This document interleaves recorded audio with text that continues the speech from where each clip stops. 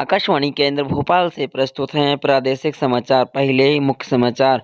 प्रधानमंत्री नरेंद्र मोदी ने राष्ट्र की सेवा में नेशनल कैडेट कोर की भूमिका की सराहना की। भारत ने कोविड-19 महामारी की ताकत और निर्णायक रूप से साथ सामान्य किया। संसद में बजट का सत्र कल से शुरू। देश के इतिहास में पहली बार पेपरलेस होगा बजट। विदेश मंत्री ने कहा, पूर्वी लद्दाख में टकराव की घटनाओं से भारत और चीन के बीच संबंधों पर बुरा असर पड़ेगा। कोविड-19 से स्वस्थ होने वालों की दर 96.94% हुई। अब समाचार विस्तार से। प्रधानमंत्री नरेंद्र मोदी ने राष्ट्रीय कैडेट कोर एनसीसी की भूमिका की सराहना की।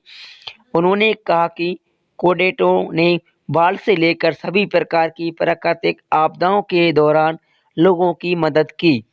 श्री मोदी ने कहा कि कोरोना काल के समय में लाखों कैडेटों ने देश भर में प्रशासन और समाज के साथ मिलकर काम किया। एनसीसी रैली की आज नई दिल्ली में संबोधित करते हुए प्रधानमंत्री ने कहा कि कोविड-19 के दौरान लोगों द्वारा अपनी जिम्मेदारियां निभाने से देश ने इसके कारगर परिणाम देखे हैं और उनके प्रयासों से भारत इस महामारी से बेहतर ढंग से निपट सकता है। श्री मोदी ने कहा कि देश के तटीय और सीमावर्ती क्षेत्रों में लगभग 175 जिले में नई जिम्मेदारियां निभाने के लिए करीब 1 लाख एनसीसी कैडेटों को सेना, नौसेना और वायुसेना की ओर से प्रशिक्षित किया जा रहा है।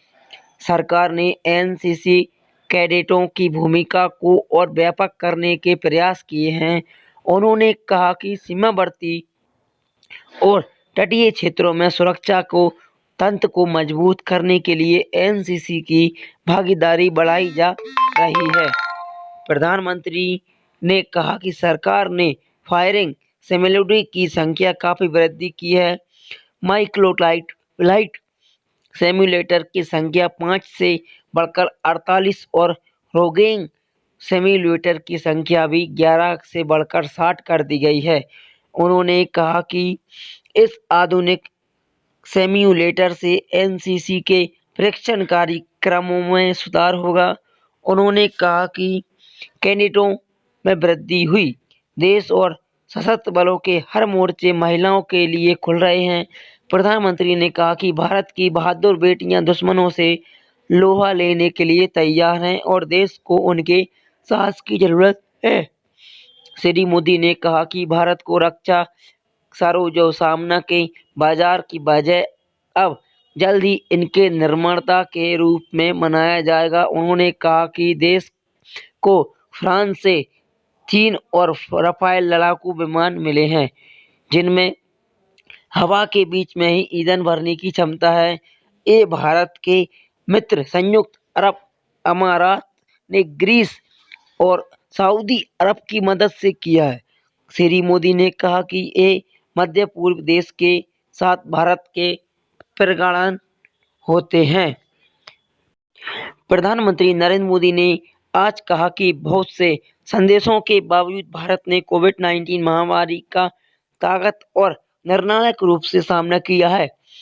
हमने जनता के साथ मिलकर कई रणनीति अपनाई और अपने सभी साधनों का उपयोग करते हुए कोविड-19 से संबंधित स्वास्थ्य वाली सुविधाओं का भी विकास किया। साथ ही संक्रमित के मामलों की पहचान के लिए तकनीकी की भरपूर उपयोग किया गया। आज शाम विश्व आर्थिक मंच के दावोदर संवाददाता कार्यक्रम को वीडियो कॉन्फ्रेंसिंग के माध्यम से संबोधित करते हुए श्री मोदी ने कहा कि अभियान को ठीक ढंग से संचालित किया है। श्री मोदी ने कहा कि लोगों ने यहाँ तक कि कहा कि भारत की 70 से 80 करोड़ के बीच लोग संक्रमित होने और कुछ लोगों ने कहा कि इसी महामारी में भारत में 20 लाख से अधिक मौतें हुई। श्री मोदी ने कहा कि बेहतर स्वास्थ्य सुविधाओं वाले देशों की स्थिति को देखते हुए विश्व भारत के बारे में चिंता जायज थी। श्री मोदी ने कहा कि भारत ने दुनिया को दिखा दिया है कि कैसे आयुर्वेदिक जैसी परंपरागत चिकित्सा पद्धति रोग परीक्षण क्षमता को बेहतर बना रही है। उन्होंने कहा कि आज भारत अपने कोविड टीके विभिन्न देशों को भेज रहा है और सफल टीकाकरण के लिए बुनियादी ढांचा विकसित करने की मदद कर रहा है।